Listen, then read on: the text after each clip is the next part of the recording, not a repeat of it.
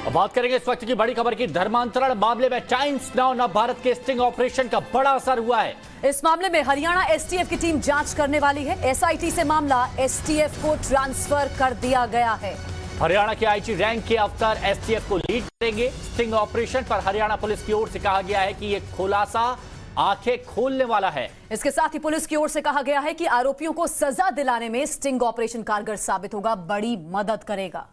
तो हमने जो खबर दिखाई उसका बड़ा असर होता दिख रहा है और इसलिए कहा जाता है कि जब टाइम्स नाउ नव भारत खबर दिखाता है तो उसका बड़ा असर भी होता है। हमने आपको बताया था कि किस तरह से यहां पर धर्मांतरण का खेल खेला जा रहा है, किस तरह से लोगों को बहकाया जा रहा है, फंसाया जा रहा है और अब सारा सच सामने आ चुका है। बिल्कुल, हमने एक एक तस्वीर आपको दिखाई थी, यहां तक कि अबू बकर ने कबूला भी था और अबू बकर का कबूलनामा अबू बकर की सच्चाई को उन्हीं की जुबानी बता रहा है। देखिए, स्टिंग ऑपरेशन किया गया था टाइम्स नाउ नव भारत की तरफ से और अब हरियाणा सरकार इस पूरे मामले की जांच करवाने में जुटी है। यह मामला एसटीएफ को सौंप दिया गया है और बड़ा असर टाइम्स नाउ नव भारत की इस खबर का हुआ है।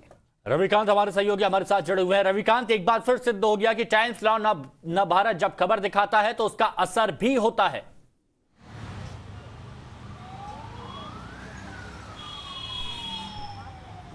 बिल्कुल हिमांशु, और टाइम्स नाउ नव भारत के स्टिंग को ही मल्टीपल एजेंसियां आधार बनाकर इस मामले में इन्वेस्टिगेशन को आगे बढ़ा रही हैं, क्योंकि उनको ये लगता है कि जो स्टिंग ऑपरेशन हमने दिखाया है उसमें पर्याप्त सबूत हैं इन लोगों के खिलाफ जांच को आगे बढ़ाने के लिए। हमारी जानकारी के मुताबिक पहले एसआईटी का गठन हुआ, लेकिन सरकार ने इस मामले की गंभीरता को देखा और इस मामले की गंभीरता के आधार पर ही फैसला लिया गया कि अब इस मामले की जांच एसटीएफ करेगी, स्पेशल टास्क फोर्स। अभी सबसे महत्वपूर्ण जानकारी जो हमें मिल रही है उसके मुताबिक जो 2 एफआईआर अबू बकर के खिलाफ दर्ज किए गए हैं, उनमें जो बाकी 3 लोग बचे हुए हैं जिनकी गिरफ्तारी अभी तक नहीं हुई है, उनकी छानबीन तेज कर दी गई है, उनको पकड़ने का प्रयास किया जा रहा है। जिस मनोज को मोहम्मद अनस बनाया गया उसका 164 के तहत जज के सामने स्टेटमेंट रिकॉर्ड कराया गया है और जो स्टिंग ऑपरेशन हमने दिखाया है वही जज के सामने भी मनोज ने बताया कि किस तरीके से उसको प्रलोभन दिया गया, किस तरीके से लालच देकर उसको दावत देने की बात कही गई और उसके बाद उससे जबरन धर्म परिवर्तन कराया गया। तो ये पूरा का पूरा जो मामला है जो हमने अपने स्टिंग ऑपरेशन में दिखाया है उस पर मल्टीपल एजेंसियां काम कर रही हैं और आने वाले दिनों में और भी बड़े लोग इस मामले में गिरफ्तार हो सकते हैं। बिल्कुल, बहुत शुक्रिया रविकांत। आप नजर रखिए, इस खबर पर लौटेंगे हम और जानकारी आपसे लेंगे। देखिए, अबू बकर के काले कारनामे का पर्दाफाश हो चुका है। हरियाणा सरकार इस पूरे मामले की जांच करवाने में जुट गई है। हमने सोमवार को स्टिंग ऑपरेशन दिखाया था जिसका दमदार असर भी होने लगा है। हमारे कैमरे पर अबू बकर ने खुद कबूल किया कि कैसे उसने नागपुर में 700 लोगों का धर्म परिवर्तन कराया। खास रिपोर्ट आप देखिए।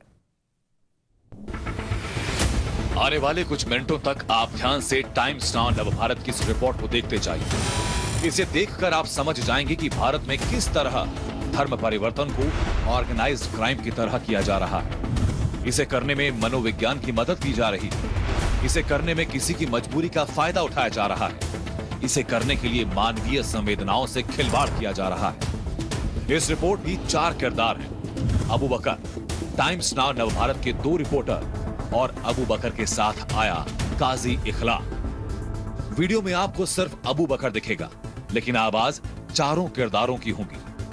रिपोर्ट में सलमान नाम के एक शख्स का जिक्र आएगा। दरअसल सलमान टाइम्स नाउ नव भारत के रिपोर्टर का बदला हुआ नाम है, जिसने खुद को मुंबई का एक बिजनेसमैन बताया और अबू बकर उसी से मिलने होटल आया। अब ध्यान से छिपे कैमरे से रिकॉर्ड हुई बातचीत को सुनिए। बहुत सुना आपके बारे में, सलमान भाई भी बहुत बोल रहे थे और पूरे क्षेत्र में आपके बारे में जो नाम हमने सुना, इलाके में तो हाँ, आपने एक मिसाल कायम की है। दीन के लिए जो काम कर रहे हैं आप, वो एक मिसाल है। असल में ऐसा हुआ था, नागपुर में प्रोग्राम था जिसका बिल्कुल छत्तीसगढ़ में जी, तो उसमें 750 लोगों ने इस्लाम कबूल किया था मेरे हाथ में। आपने करवाया था? जी। तो उसी से ज्यादा चर्चा में हो गया था थोड़े उसमें में, और वो टेलीविजनों पे चला, फिर वो सारी चीजें। हालांकि मैं नहीं चाहता था कि इस तरह की, मैंने तो ये सोची है कि इस तरह की कोई मूवमेंट चलाई जाए ना, वो चुपके जी। टाइम्स नाउ नवभारत के रिपोर्टर ने अबू बकर की थोड़ी तारीफ कर दी तो खुलकर सब कुछ बोलने लगा। उसने बताया कि नागपुर में उसने 750 लोगों का खुद से धर्म परिवर्तन करवाया। अबू बकर का कहना है कि इस धर्म परिवर्तन कराने के बाद उसकी चर्चा होने लगी। हालांकि वो चाहता है कि धर्म परिवर्तन का काम चुपके चुपके हो। हमारी आगे की बातचीत में अबू बकर ने बता दिया कि वो किस तरह लोगों का ब्रेन वॉश करता है और उन्हें पता भी नहीं चलता, और इसके बाद वो उनका धर्म परिवर्तन करवा देता है। छिपे हुए कैमरे पर रिकॉर्ड आगे की बातचीत में आपके सामने इसी साजिश का पर्दाफाश होने वाला है। अपनी टीवी स्क्रीन से नजर मत हटाइएगा। क्योंकि अभी जैसे ये इवेंट रहा है, देखिए अभी कोई बिरादरी का हमें नहीं पता ही कौन है, बिरादरी हमें नहीं पता। अच्छा, ज्यादातर जो काम करने वाले लोग हमारे मुल्क में वो लो क्लास के लोग, यानी आप SC ST शेड्यूल्ड कास्ट है या शेड्यूल्ड ट्राइब है। अच्छा, हमारे इस इलाके में शेड्यूल्ड ट्राइब तो है ही नहीं, शेड्यूल्ड कास्ट ही मिलेंगे। और शेड्यूल्ड कास्ट में 1500 बिरादरियां हैं, हरियाणा यूपी में हमारी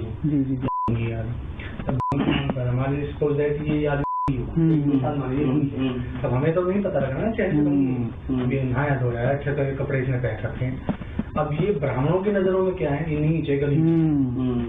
अगर हमने क्या, इस्लाम का जो पैगाम है वो क्या है, आओ जी हमारे खाना साथ खाना, एक ही प्लेट में इसने खाना खा लिया, हमने साथ खाना खा लिया।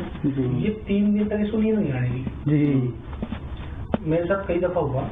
ये माला खेड़ा पड़ता है जी, अलवर से आगे, जो ये एक मूवी थी, वो क्या नाम उसका, करण अर्जुन करके, हाँ वो वहीं बनी थी वो।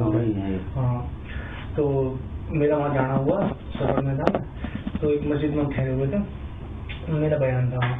तो उसके बाद में मस्जिद के सामने से झाड़ू ले रखी थी, झाड़ू लेके निकल, मैंने कहा भैया आओ, इमाम साहब के हुए थे, मैंने सुबह किया। वो बेचारा करता करता अपने हाथ में, आपको बताइए जी जी जी बताइए क्या बोला, भाई आओ हमारे साथ बैठ के खाना खाओ। वो तो डरने लगे, यार आपके साथ खाना खाऊंगा। कोई बात नहीं, आप भी इंसान है। बल्कि कुरान का तो या युवना खलकना इतना अच्छा पैगाम है। अक्सर दुनिया के इंसान एक माँ बाप की औलाद है, कोई छोटा बड़ा ही नहीं। अल्लाह अगर छोटा बड़ा करो आपको जी, हमें मुसलमान कहता जब अल्लाह ने कहा कि सब बराबर एक माँ बाप की औलाद, बात ही नहीं थी।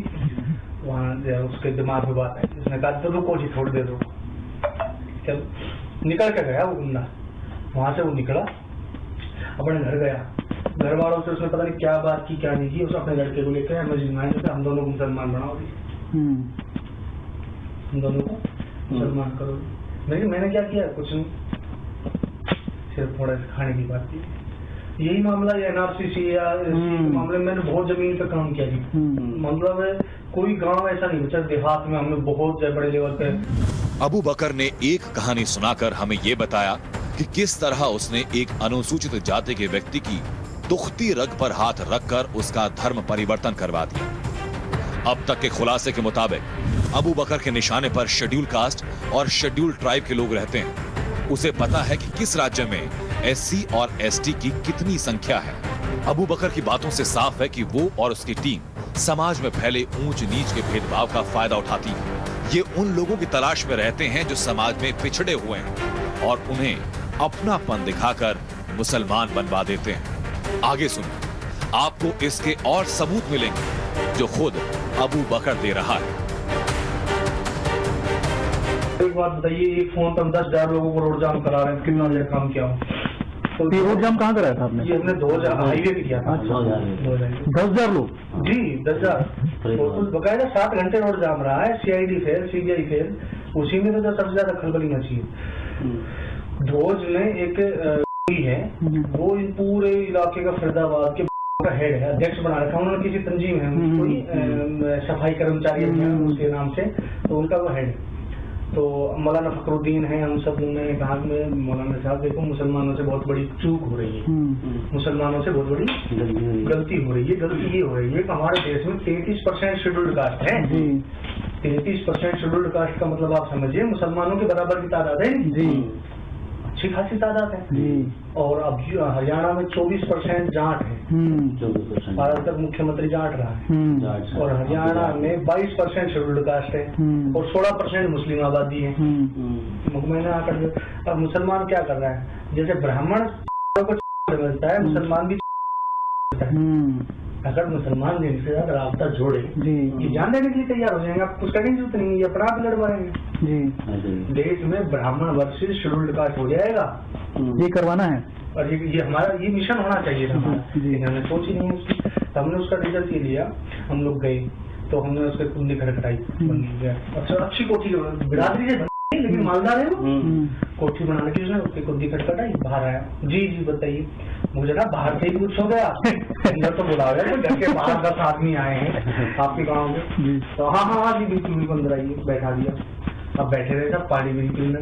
मैंने कहा जनाब कोई घर आया मेहमान हो तो उसको पानी पिलाते हैं। वो पानी इसलिए नहीं पिला रहा जी, मौलाना साहब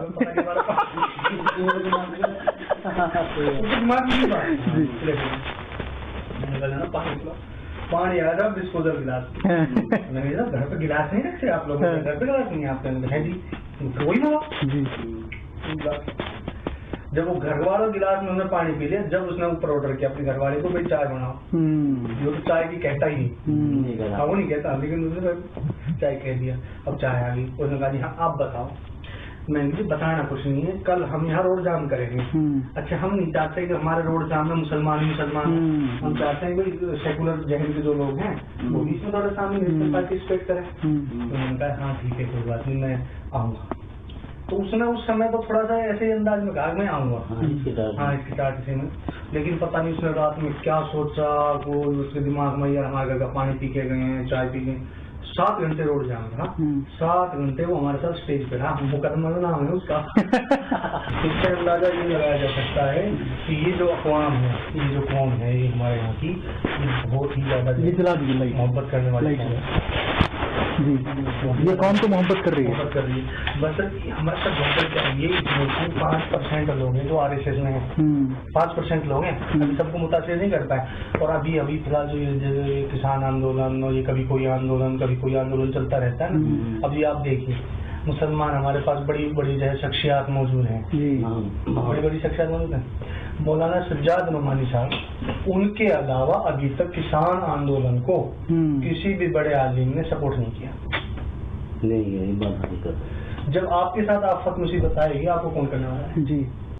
तो आप समझ गए होंगे कि अबू बकर और उसकी टीम का मोडस ऑपरेंडी क्या है।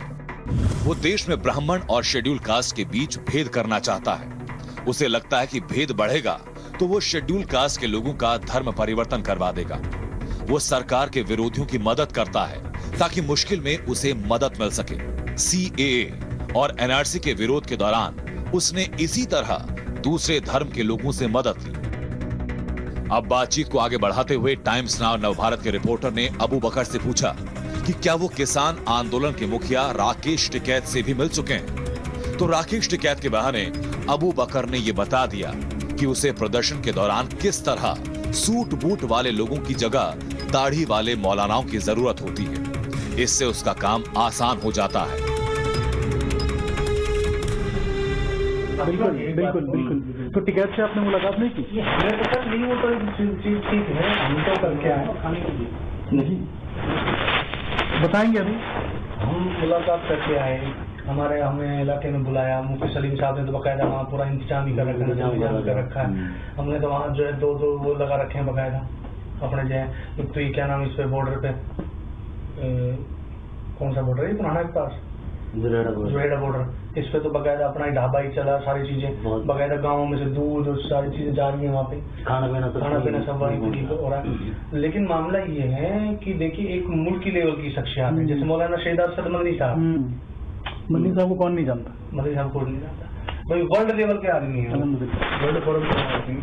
क्या उनके दिल में एक बार भी नहीं है योगी भाई मुझे जाना चाहिए, जबकि उन तक बात पहुंचाई गई है जी, पहुंचाई। ये गलत है।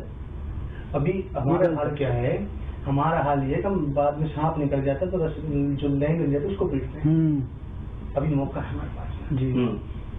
आप इनके साथ खड़े हुए, जब आपके साथ कोई मामला हो ये आपके साथ खड़े होंगे जी।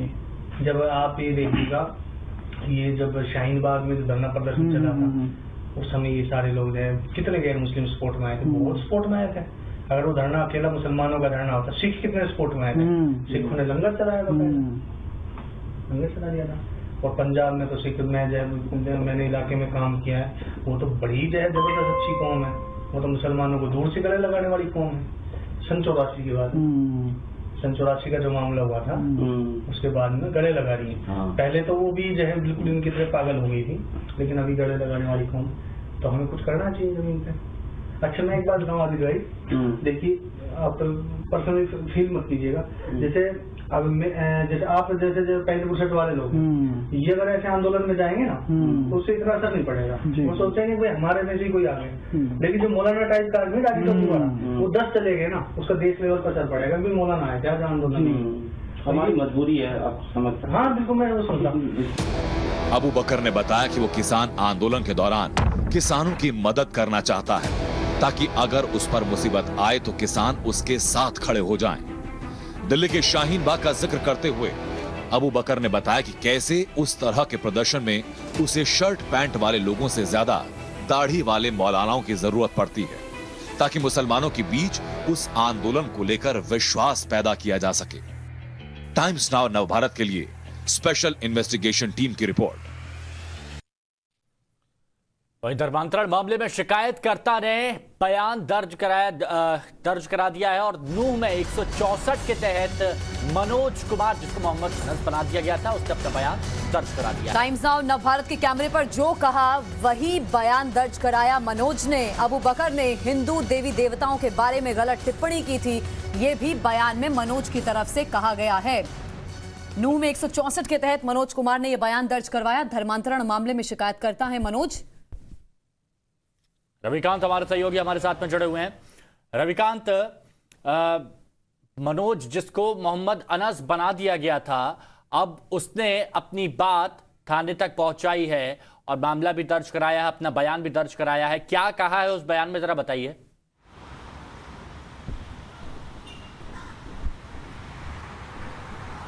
हिमांशु, जब इस स्टोरी को हम कर रहे थे उस दौरान हमारी मुलाकात मनोज से हुई थी।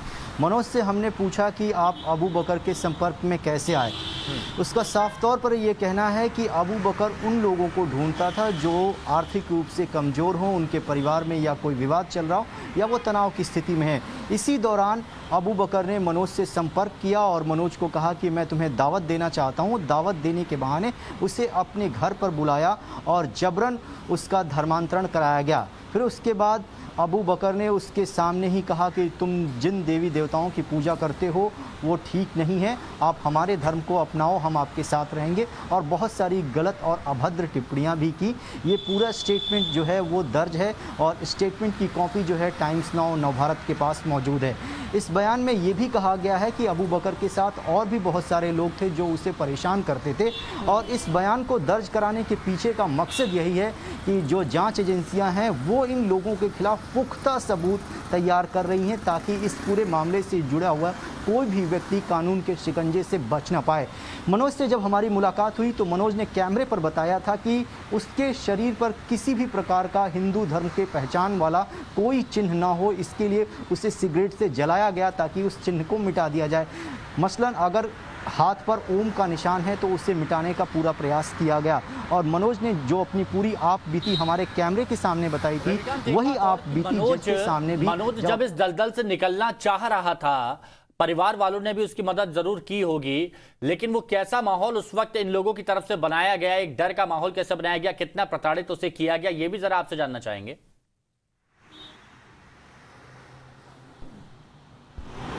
हिमांशु, जब मनोज के घर वालों को ये पता चला कि अबू बकर के पास मनोज है और जबरन उसको आने नहीं दिया जा रहा, तो मनोज के पिता उसके पास गए तो अबू बकर ने उनको भी ऑफ़र किया कि आपकी उम्र 60 साल के ऊपर है, आप किस धर्म में हैं, आप भी इस्लाम अपना लीजिए, हम आपको बहुत सारी दावतें देंगे, आपका दोबारा विवाह करा देंगे। इस तरीके के प्रलोभन दिए गए। उन्होंने कहा, उन प्रलोभों को इनकार कर दिया और उन्होंने कहा कि मेरे बेटे को यहाँ से छोड़ दो, लेकिन उनको मार पीट कर भगा दिया गया।